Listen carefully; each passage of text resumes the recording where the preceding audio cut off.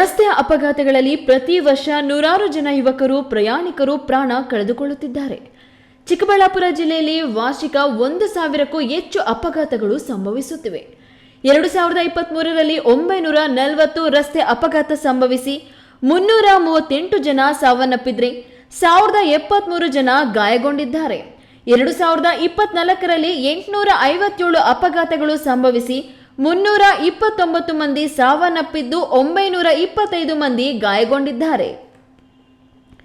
2025ರಲ್ಲಿ ಇದುವರೆಗೂ ಸುಮಾರು 600 ಅಪಘಾತಗಳು ಸಂಭವಿಸಿದ್ದು ಮೇ ಅಂತ್ಯದ ವೇಳೆಗೆ 107 ಜನ ಮೃತಪಟ್ಟಿದ್ರು.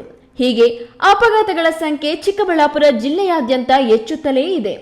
ಕಳೆದ ವರ್ಷ ಗೇರಹಳ್ಳಿ ಬಳಿ ಬೈಕ್ ಸವಾರರೊಬ್ಬರು ಟ್ರ್ಯಾಕ್ಟರ್ಗೆ ಡಿಕ್ಕಿ ಹೊಡೆದ ಪರಿಣಾಮ 3 ಜನ ದ್ವಿತೀಯ ಪಿಯುಸಿ ವಿದ್ಯಾರ್ಥಿಗಳು ಸಾವನ್ನಪ್ಪಿದ್ರು. ಈ ಸಂದರ್ಭದಲ್ಲಿ ಸಂತಾಪ ಹೇಳಿದಂತಹ ಶಾಸಕ ಪ್ರದೀಪ್ ಈಶ್ವರ್, ಸಂಸದ ಸುಧಾಕರ್, ಸಚಿವ ಸುಧಾಕರ್ ಸೇರಿದಂತೆ ಎಲ್ಲರೂ ಹೆಲ್ಮೆಟ್ ಕಡ್ಡಾಯಗೊಳಿಸುವ ಬಗ್ಗೆ ಧ್ವನಿ ಎತ್ತಿದ್ರು.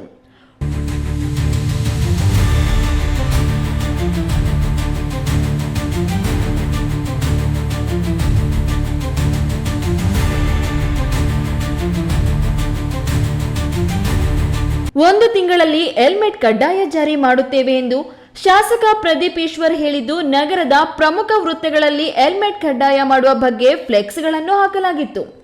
ಕಾಲ ಕಳೆದಂತೆ ಇದು ಮರೆತೇ ಹೋಗಿದೆ. ಕೋಲಾರ ಜಿಲ್ಲೆಯಲ್ಲಿ ದಿಟ್ಟ ನಿರ್ಧಾರವನ್ನು ಪೊಲೀಸ್ ಇಲಾಖೆ ಕೈಗೊಂಡಿದ್ದು, ಡಿಸೆಂಬರ್ 1ರಿಂದಲೇ ಹೆಲ್ಮೆಟ್ ಧರಿಸುವುದನ್ನು ಕಡ್ಡಾಯಗೊಳಿಸಿದ್ದು, ಹೆಲ್ಮೆಟ್ ಧರಿಸದೇ ಇರುವವರಿಗೆ ಪ್ರಥಮ ಹಂತದಲ್ಲಿ ಹೆಲ್ಮೆಟ್ ಕೊಂಡು ತರುವವರೆಗೂ ಗಾಡಿ ಸೀಸ್ ಮಾಡುತ್ತಿದ್ದಾರೆ. ಇದರಿಂದ ಉತ್ತಮ ಪ್ರತಿಕ್ರಿಯೆ ವ್ಯಕ್ತವಾಗಿದೆ. ಬೆಂಗಳೂರು ಮಹಾನಗರ ಪಾಲಿಕೆ ವ್ಯಾಪ್ತಿಯಲ್ಲಿ ಹೆಲ್ಮೆಟ್ ಕಡ್ಡಾಯಗೊಳಿಸಲಾಗಿದೆ. ಚಿಕ್ಕಬಳ್ಳಾಪುರ ಜಿಲ್ಲೆ ಪ್ರವಾಸಿ ಕೇಂದ್ರವೂ ಆಗಿದ್ದು, ಜಿಲ್ಲೆ ಅಷ್ಟೇ ಅಲ್ಲದೆ ಹೊರ ಜಿಲ್ಲೆಗಳಿಂದಲೂ ಪ್ರವಾಸಿಗರು ಹೆಚ್ಚಿನ ಸಂಖ್ಯೆಯಲ್ಲಿ ಆಗಮಿಸುತ್ತಿದ್ದು ಅಪಘಾತಗಳು ಸಂಭವಿಸುತ್ತಲೇ ಇವೆ. ಅದರಲ್ಲೂ ದ್ವಿಚಕ್ರ ವಾಹನಗಳು ಅಪಘಾತಕ್ಕೊಳಗಾದಾಗ ತಲೆಗೆ ಪೆಟ್ಟಾಗಿ ಸಾವನ್ನಪ್ಪುವವರ ಸಂಖ್ಯೆ ಹೆಚ್ಚಾಗಿದೆ. ಈ ಹಿನ್ನೆಲೆಯಲ್ಲಿ ಜಿಲ್ಲಾ ಪೊಲೀಸ್ ಇಲಾಖೆ ಜನಪ್ರತಿನಿಧಿಗಳು ಇಚ್ಛಾಶಕ್ತಿ ತೋರಿ ಚಿಕ್ಕಬಳ್ಳಾಪುರ ಜಿಲ್ಲೆಯಲ್ಲೂ ಹೆಲ್ಮೆಟ್ ಕಡ್ಡಾಯಗೊಳಿಸುವುದು ಅಗತ್ಯವಿದೆ ಎನ್ನುತ್ತಾರೆ ಸಾರ್ವಜನಿಕರು. ಈ ನ್ಯೂಸ್ ಬ್ಯೂರೋ, ಚಿಕ್ಕಬಳ್ಳಾಪುರ.